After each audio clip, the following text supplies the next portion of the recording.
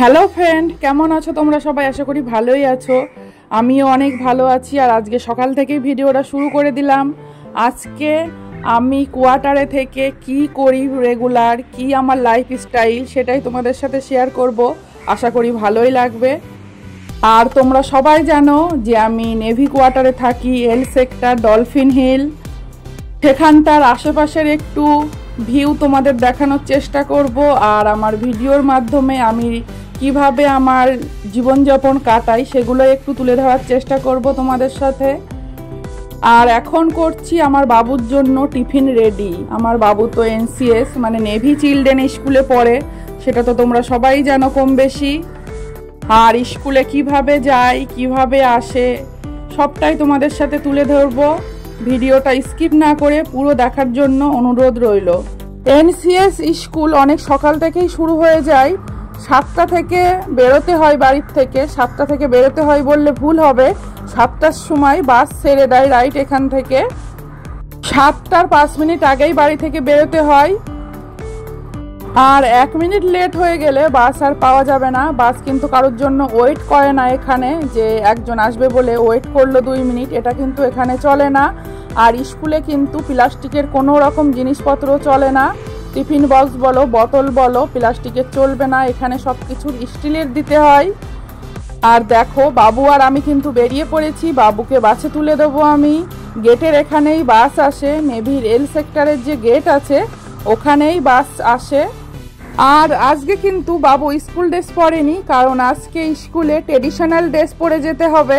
আর আমাদের traditional dress মানেই তো ছেলেদের পাঞ্জাবি, তাই বাবুকে একটা পাঞ্জাবি পরিয়ে দিয়েছি আজকে।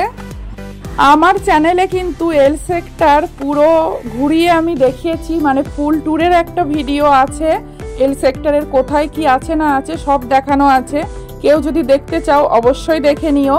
আর এখানে দেখো, খুব সুন্দর একটা চিলড্রেন পার্ক আছে। সন্ধেবেলা অনেক বাচ্চারা খেলা করে এই পার্কে। আর এখানকার পার্ক বলো, রাস্তাঘাট বলো, খুব ভালোভাবে কিন্তু মেনটেনেন্স করা হয়। যাই হোক, এখানকার পরিবেশটা কিন্তু খুব ভালো লাগে আমার। চারিদিকটা যেরকম পরিষ্কার পরিচ্ছন্ন, সেরকম ওয়েদারটাও খুবই ভালো। আমাদের ওখানকার মতো অতটা গরম পড়ে না। আর পরিবেশটা তো খুবই ভালো, আমার সবটা মিলিয়ে দারুণ লাগে। আর এই যে এটা কিন্তু আমাদের এল সেক্টর, আমরা যেখানে থাকি সেই জায়গাটার নাম এল সেক্টর। সেখানকার গেটে কিন্তু সবসময় একজন করে গার্ড থাকে। আর দেখতেই পাচ্ছ বাস কিন্তু দাঁড়িয়ে আছে। বাস কিন্তু 7টা বাজার 5 মিনিট আগেই চলে আসে। আর রাইট 7টার সময় ঘড়ি দেখে এখান থেকে ছেড়ে দেয় বাসটা। সবাই কিন্তু তাড়াহুড়ো করে যাচ্ছে বাস ধরবে বলে। সবাই জানে এখানে যে একটুখানি দেরি হলে বাস আর পাওয়া যাবে না। আর অনেক বাচ্চা হয়, একটা বাস পুরো ভরে যায়। বাসে কিন্তু একজন আম্মা থাকে, বাচ্চাদেরকে খুব ভালোভাবে টেক কেয়ার করে নিয়ে যায়, আবার টেক কেয়ার করে নিয়ে আসে। বাচ্চা তুলে কিন্তু কাউন্টিং হয় যে কতজন বাচ্চা যাচ্ছে, আবার আসার সময় কাউন্টিং করে নিয়ে আসে। ছেলেকে স্কুলে দিয়ে আসা যাওয়া নিয়ে অনেক বাবা মারা অনেক টেনশন করে, কিন্তু আমাদের কোনো টেনশন হয় না, কারণ জানি বাচ্চা যেখানে যাচ্ছে সেখানে ঘরের থেকে বেশি টেক কেয়ার পাবে। আর এখন কিন্তু দুপুর হয়ে গেছে। বাচ্চাকে দিয়ে আসার পরে আমি কিন্তু আর কোনো ভিডিও করিনি। এখন যাচ্ছি বাবুকে আবার নিতে। আমার কিন্তু পুরো দিনে অনেক কাজ থাকে, বাবুকে একবার দিয়ে আসতে হয়, একবার নিয়ে আসতে হয়। এই যে এই বিল্ডিংটায় আমরা থাকি, L17/11। আমাদের কোয়ার্টারের নাম্বারটাও তোমাদের বলে দিলাম, কেউ যদি আসতে চাও অবশ্যই চলে এসো। আর প্রত্যেকটা কোয়ার্টারে কিন্তু একটা করে গ্যারেজ আছে, দেখতেই পাচ্ছ গ্যারেজগুলো। বাইক রাখতে কিংবা গাড়ি রাখতে কোনো প্রবলেমই হবে না। এখানকার ব্যবস্থা খুবই ভালো, কোনো কিছু নিয়েই কোনো অসুবিধা হয় না। অসুবিধা তখনই হয় যখন হাজব্যান্ড সেলিংয়ে যায় কিংবা কোনো কাজের জন্য বাইরে যায়, তখনই। জাহাজ সাবমেরিনের চাকরিতে তো বাইরে যেতেই হবে, সেলিংয়ে তো যেতেই হবে, কিছু করার নেই। সামনে দেখো আম্মারা কিন্তু ঝাড় দিচ্ছে। এখানে কিন্তু অনেক মেনটেনেন্স করা হয়। চারিদিকে কিন্তু ঝাড় দিয়ে একদম পরিষ্কার করে রেখে দেয়। আর দেখো, আমার কিন্তু বাবুকে নিতে আজকে লেট হয়ে গেছে আসতে। বাবু অলরেডি আসছে দৌড়াতে দৌড়াতে। বাচ্চারা সেই সকাল 7টায় যায় আর বাড়িতে আসে 2টোয়, 1:45 স্কুল ছুটি হয়, কিন্তু বাড়িতে আসতে রাস্তায় 15 মিনিট লেগে যায়। বাসের ওখানে যে আম্মা থাকে ওখানে কিন্তু গার্জিয়ান না থাকলে বাচ্চাদেরকে ছাড়ে না। এখন তো এখানে চেনাশোনা হয়ে গেছে, আমি বাচ্চাদেরকে আনতে একটু লেট হলেও অন্য কেউ বাচ্চাকে নিয়ে নেয়। আজকেও ঠিক সেরকম হয়েছে, অন্য কেউ নিয়ে নিয়েছে আমাদের কাছ থেকে। দেখো কি অবস্থা, এরা সবসময় এরকম করে, দুইজনা মিলে মারামারি করতে করতে বাড়ি যাচ্ছে। বাচ্চারা যাতে বোর না হয়ে যায় তার জন্য কিন্তু কোয়ার্টারের মধ্যেই পার্ক করা থাকে, আরও অনেক খেলাধুলার ব্যবস্থা থাকে। বড় বাচ্চাদের জন্য ব্যাডমিন্টন, বাস্কেটবল, সুইমিং পুল, আরও অনেক ব্যবস্থা থাকে।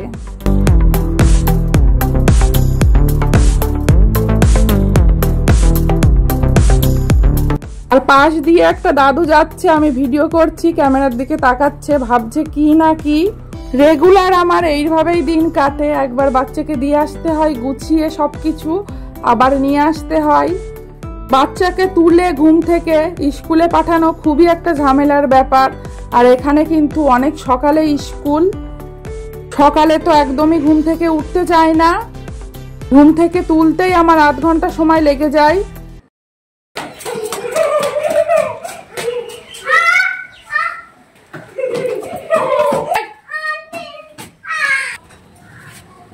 চলে এসেছি বাড়িতে, বাবুর জন্য ভাত রেডি করছি। আজকে বাবুর জন্য প্রেসার কুকারে করে আলু দিয়ে, ডাল দিয়ে, চাল দিয়ে একবারে সিটি মেরে নিয়েছি।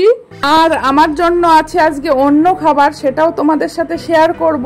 এই গরমের বেস্ট খাবার কিন্তু আজকে আমি খাবো। আমার তো খুব ভালো লাগে, কিন্তু আমার হাজবেন্ড একদমই খেতে চায় না। আমার হাজবেন্ড যখন বাড়ি থাকে না তখন আমি এই খাবারগুলো খাই। বাড়ি থাকে না বলতে যখন ডিউটিতে যাই কিংবা সেলিংয়ে যাই তখনকার কথা বলছি।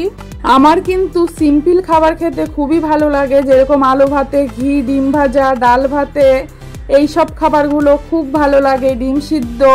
আমি যখন দুপুরবেলা বাড়িতে থাকি এই খাবারগুলোই কিন্তু বেশিরভাগ খাই, আর বাবুকেও খাওয়াই। আর আমার হাজবেন্ড যখন বাড়িতে আসে তখন তরকারি, মাছ, মাংস এগুলো রান্না করি। আমার হাজবেন্ড আবার এই খাবারগুলো খেতে একদমই পছন্দ করে না, ভাতে ভোতে কিংবা শুকনো ভাজাভুজি দিয়ে একদমই খেতে পছন্দ করে না। ওর নাকি গলায় বেঁধে যায়, গলা দিয়ে নামেই না। আর এদিকে দেখো আমার জন্য আমি কি করেছি, কি রেডি করেছি। এটা হচ্ছে পান্তা ভাত, অনেক দিন ধরে খেতে মন চাচ্ছিল। যাই হোক, আজকে খেতে পেয়ে আমার খুব খুশি, খুব ভালো লাগছে। সাথে দই আছে, আলু ভাতে আছে, আর এই পাশে বাটিতে, ছোট বাটিটায় আছে পোস্ত বাটা। পোস্ত বাটা কে কে খেতে ভালোবাসো অবশ্যই জানাবে। আমি খাবো আজকে জল ভাত, আর বাবুর জন্য গরম গরম ফেনা ভাত করেছি।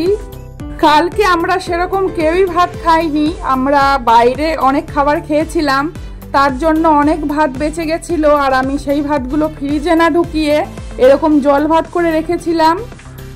আর জল ভাত তো বাবুকে খাওয়ানো যায় না, তাই বাবুর জন্য ফেনা ভাত করেছি। বাবুকে আগে খাইয়ে নেব, তারপরে আমি খাবো।